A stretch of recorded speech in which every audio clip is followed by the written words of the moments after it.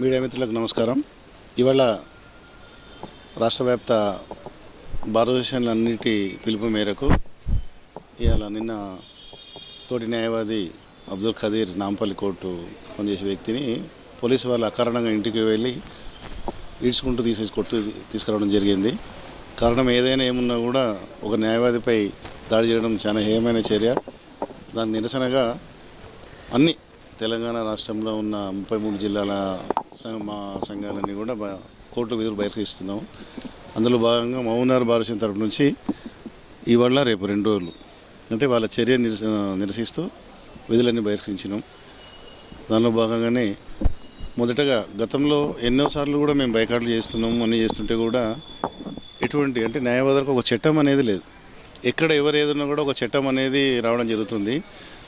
మేము ఒక న్యాయాన్ని రక్షించే న్యాయవాదులు మాకు రక్షణ లేని చట్టం మాకుంది. దానిపైన పోరాటం చేయాలని ఇంతకుముందే నిర్ణయం జరిగింది. దానిలో భాగంగా ఆల్ బార్ అసోసియేషన్ ఫెడరేషన్స్ శనివారం నాడు వరంగల్లో మీటింగ్ పెట్టడం జరిగింది.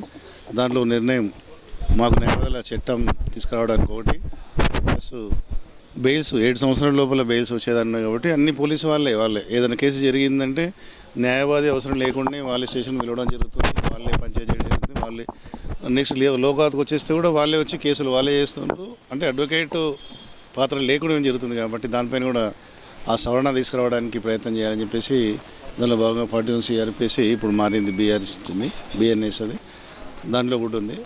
ఇంకా మిగతా అన్ని అసోసియేషన్ని కూడా మా ఇబ్బంది ఏంటంటే మాకు ఒక బార్ కౌన్సిల్ ఆఫ్ తెలంగాణ అనేది ఉంది. 5 సంవత్సరాలకు ఒకసారి ఎలక్షన్ జరుగుతాయి. వాళ్ళు ఎలక్షన్లప్పుడు వచ్చి ఓట్లు వేపించుకుంటారు, వెళ్ళిపోతున్నారు. కానీ న్యాయవాదులకు ఏమైనా ప్రాబ్లమ్స్ ఉందంటే ఎవరు కూడా స్పందించట్లే. దాంట్లో భాగంగా ఫెడరేషన్ ఆఫ్ తెలంగాణ అన్నీ కూడా ఇక్కడున్న న్యాయవాదులు అంటే ప్రతి బార్ అసోసియేషన్ నుంచి కూడా అందరం పాత్ర పోషించుకొని న్యాయవాదుల కొరకై తీవ్రంగా చర్యలు చేపడుతున్నాం. దానిలో భాగంగా అందరూ కూడా న్యాయవాదులకు రక్షణ కొరకు అని చెప్పేసి మా న్యాయవాదులు అందరూ కూడా కలిసికట్టుగా దాన్ని ఖండిస్తూ రాబోయే రోజుల్లో నెక్స్ట్ మీటింగ్ వరంగల్ అయిపోయిన తర్వాత మహబూబ్నగర్లో కూడా నెక్స్ట్ మంత్ పెట్టాలని నిర్ణయం చేసుకున్నాం. కాబట్టి అందరూ కూడా న్యాయవాదులు ఏకతాటిపై నిలబడి నిరవరిక అంటే 1 రోజు 2 రోజులు కాకుండా నిరోధకంగా తెలంగాణ ఉద్యమంలో ఏ విధంగా మనం ఉద్యమం సాధించుకొని న్యాయవాదులను కూడా బైకాట్ చేసినాము. అన్నీ కూడా అంటే మన పిలుపు అంటే న్యాయవాదులకి నష్టం జరుగుతుంది అనేది ఒక వాయిస్ వెళ్ళాలనే ఉద్దేశంతోన దసరా తర్వాత ఒక ప్రోగ్రాం చేద్దామని అనుకుంటున్నాం. కాబట్టి దాని భాగంగా నవంబర్ 1 నుంచే మా నిర్ణయం చేసిన తర్వాత అప్పుడు నిధులు బహిష్కరించు చట్టం వచ్చే వరకు కూడా పోరాటానికి నిర్ణయం చేసుకున్నాం. ధన్యవాదాలు. మీడియా మిత్రులకు నమస్కారాలు. ఈరోజు ఒక న్యాయవాది మీద దౌర్జన్యం అనేటువంటిది చాలా కాలంగా జరుగుతూ ఉంది. నిజంగా కూడా న్యాయవాదులు న్యాయాన్ని పరిరక్షించేటువంటి న్యాయవాదుల మీద ఈ రకమైనటువంటి అన్యాయంగా ఈ రకంగా పోలీసు వాళ్ళు దౌర్జన్యం చేసి కొట్టడం అనేటువంటిది అప్రజాస్వామ్యం. నిజంగా గతంలో కూడా ఒక న్యాయవాది దంపతులు వారు కేసు కొరకు పోరాడుతుంటే వాళ్ళని హత్య చేయడం కూడా జరిగింది. ఇటువంటి అనేక రకమైన సంఘటనలు దాదాపుగా ఈ 1 సంవత్సరంలో పట్టిన దాదాపు 5-6 కేసుల్లో పట్ల అడ్వకేట్లను అటాక్ చేయడం అనేటువంటిది జరుగుతుంది. దీని మీద కూడా మేము చాలా కాలంగా డిమాండ్ చేసేది ఏమంటే అడ్వకేట్లకు పరిరక్షణ అన్నటువంటిది ఉండాలి. ప్రతి సంఘానికి కానీ ప్రతి వృత్తిలో కానీ పరిరక్షణ ఉంది.